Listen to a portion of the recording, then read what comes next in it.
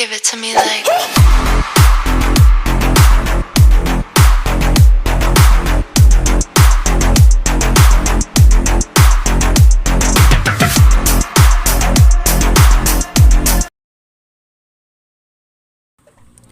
Games are played to 11 points.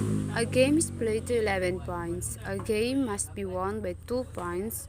A match is generally the best 3 of 5 games. Alternate serves every 2 points. Each side of the table alternates serving 2 points at a time. Exemption: after tied 10 to 10 or GUs, service alternates at every point. Can you lose on a serve in ping pong? Yes, there is no separate rule for serving on game point. Alternate serves every 2 points until the end of the game or the score reaches 10 to 10 or GUs 10 to 10. Alternate serves each point until the player is ahead by 2 points and win the game. Toss the ball straight up when serving. How do you serve the ball in ping pong? First, hold the ball in your open palm behind your end of the table. Toss at least 6 inches straight up and strike it on the way down. It must hit your side of the table and then the other side.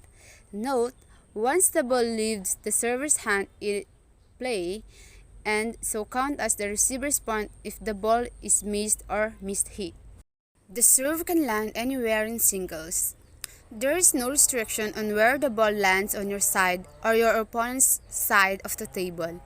It can bounce 2 or more times on your opponent's side. If so, that's your point. Bounce over the side or even hit the edge. Double serves must go right court to right court. The serve must bounce in the server's right court and receiver's right court. Doubles partner switch places after their team serves twice. Note, landing on center line is fair. Servers must be diagonal from the right half court to the opponent's right half court.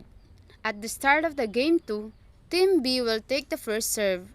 B1 must serve to A1, A1 then serves to B2 and so on. In doubles, you should alternate hitting the ball with your partner. A serve that touches the net on the way over is a let. Can the ball hit the net in ping pong? Yes. During a rally, if it touches the top of the net and then otherwise lands as a legitimate hit, but not when serving. If a serve ball hits the net on the way over and otherwise legally bounces in play, it's a let. Serve and is done over. There is no limit on how many times this can happen. Alternate hitting in a doubles rally. Doubles partner must alternate hitting balls in a rally, no matter where the ball lands on the table.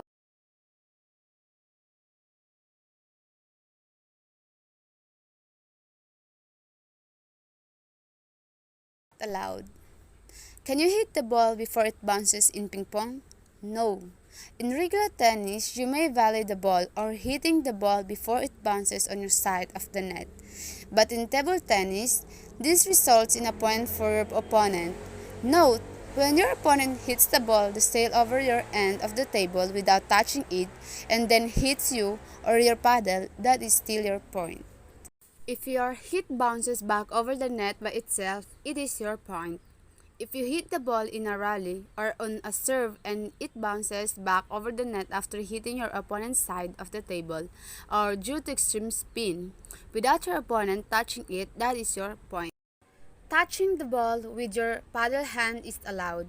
What happens if the ball hits your finger or hand during a ping pong rally?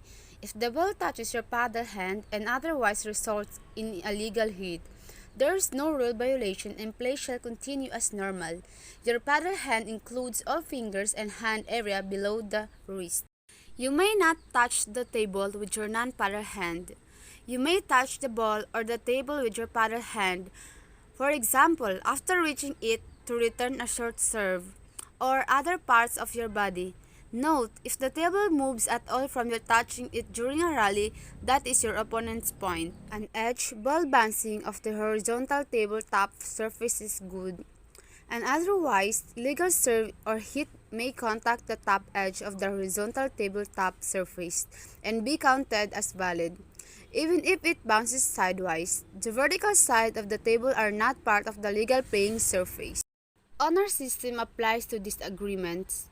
If no referee is present during the match and the players disagree on a certain call, the honor system applies and the players should find a way to agree or play the point over. Ping pong carries a tradition of fierce but fair play.